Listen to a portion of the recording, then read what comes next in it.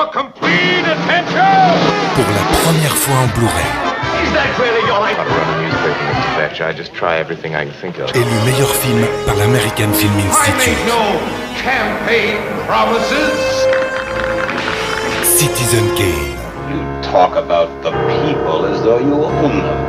Toast, Jedediah, to love on my terms. L'édition collector avec un livre exclusif de 85 pages. Assalamualaikum warahmatullahi wabarakatuh. Perkenalkan, nama saya Maulidia Ramadhani. Hari ini saya akan menganalisis film Citizen Kane yang disutradarai oleh Orson Welles dan rilis pada tahun 1941.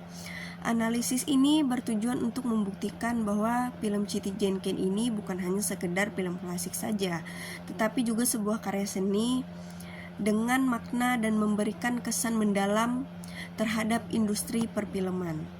Analisis ini menentukan pada tema utama film seperti kekuasaan, kesunyian, pencarian makna kehidupan, dan kekayaan yang tidak berujung kebahagiaan.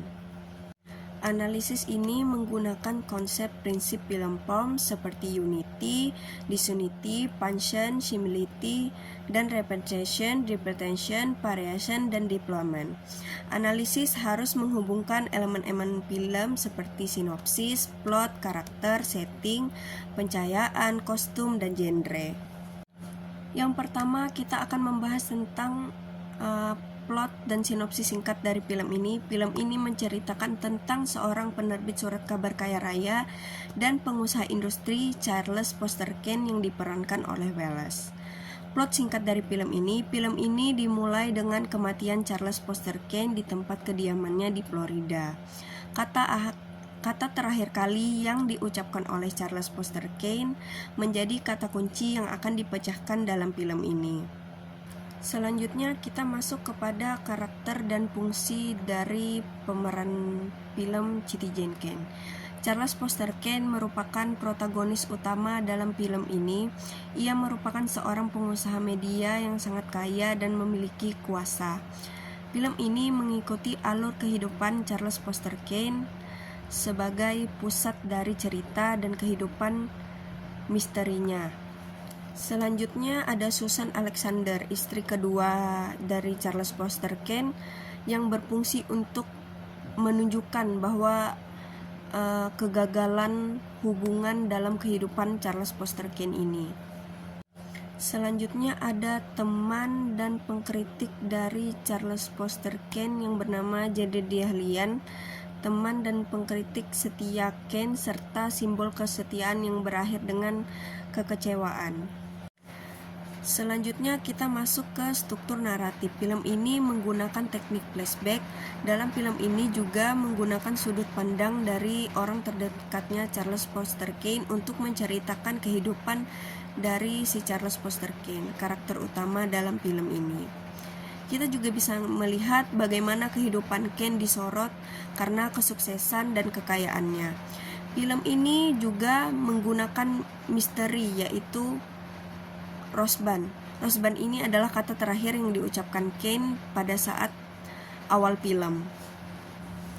Selanjutnya kita masuk pada sinematografi dari film Citizen Kane ini. Dalam film Citizen Kane ini menggunakan lensa lebar, salah satu teknik yang terkenal yang digunakan dalam film ini adalah deep focus. Kamera yang menangkap latar belakang subjek utama dan objek di hadapan dalam fokus utama sekaligus sebagai contoh dalam adegan ketika Charles kecil berada di luar dan orang tua si Charles berada di dalam rumah.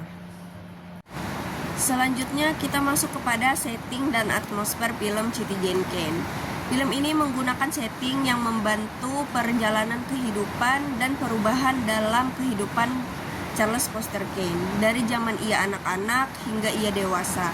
Lokasi-lokasinya juga bukan hanya tempat fisikal, tetapi juga memiliki makna. Contohnya seperti rumah masa kecil Charles Foster Kane dan rumah mewah yang ada di Xanadu. Dalam film ini menceritakan kehidupan, kesepian, dan kegelapan. Pencahayaan yang gelap dengan bayang-bayang yang menonjol ditunjukkan untuk menunjukkan kesepian dalam kehidupan. Walaupun Kane memiliki kekayaan, tidak bisa melarikan diri dari kegelapan batin yang menghantuinya. Selanjutnya masuk kepada pencahayaan dan komposisi. Pencahayaan keras yang menghasilkan bayang-bayang dalam film ini digunakan secara meluas dalam film Citizen Kane. Pencahayaan keras juga digunakan untuk mengembangkan perasaan keterasingan dan ketidakmampuan Charles Foster Kane untuk berhubungan dengan orang lain. Bayang-bayang yang menonjol bukan hanya memberikan kesan visual saja, tetapi juga membantu mengungkap sikap gelap dan watak dari Charles Foster Kane. Contohnya ketika Kane berbicara dengan orang lain, wajahnya sering dicerahkan oleh sumber cahaya yang tajam, sementara bagian tubuhnya yang lain berada dalam bayang-bayang saja, mencerminkan dua wataknya yang berbeda. Selanjutnya kita masuk kepada kostum dan representasi visual. Kostum dalam film Citizen Kane adalah salah satu aspek penting dalam penciptaan suasana dan karakter yang mendalam. Kostum digunakan untuk mengembangkan perjalanan kehidupan watak utama, Charles Foster Kane, dan juga mengembangkan perbedaan status sosial, emosi watak-watak lain. Beberapa ciri utama dalam film ini adalah ketika Charles Foster Kane pada awal film masih muda dan kaya, dia memakai pakaian yang bergaya dan mewah seperti jas dan pakaian mewah lainnya. Ini mencerminkan status sosialnya yang tinggi. Namun ketika dia semakin tua dan kehidupannya semakin hancur, kostum menjadi formal dan terkawal. Selanjutnya kita masuk pada genre dan konvensi. Citizen Kane menggabungkan berbagai genre drama, biografi, misteri, dan politik untuk menciptakan sebuah film yang sangat inovatif pada masa itu. Walaupun ia menggunakan beberapa konvensi genre tradisional, film ini memperkenalkan teknik-teknik sinematik yang mengubah landscape sinema untuk generasi seterusnya. Struktur naratif yang tidak linier, penggunaan visual dan simbolisme yang kuat, serta kedalaman karakter dan tema menjadikan Citizen Kane sebagai film yang terus dihargai dan dihormati. Selanjutnya kita masuk ke kesimpulan. Jadi Citizen Kane 1941 ini adalah sebuah film yang revolusioner dalam sejarah sinema, terkenal dengan teknik sinematik inovatif dan struktur naratif yang tidak linier. Melalui kehidupan Charles Foster Kane, film ini mengeksplorasi tema kuasa, kesepian, dan pencarian makna kehidupan. Kostum, pencahayaan, dan simbolisme visual digunakan untuk memperdalam pemahaman tentang watak dan tema. Sementara teknik penggunaan seperti deep focus dan penggunaan suara yang kreatif menambah dimensi visual dan emosi.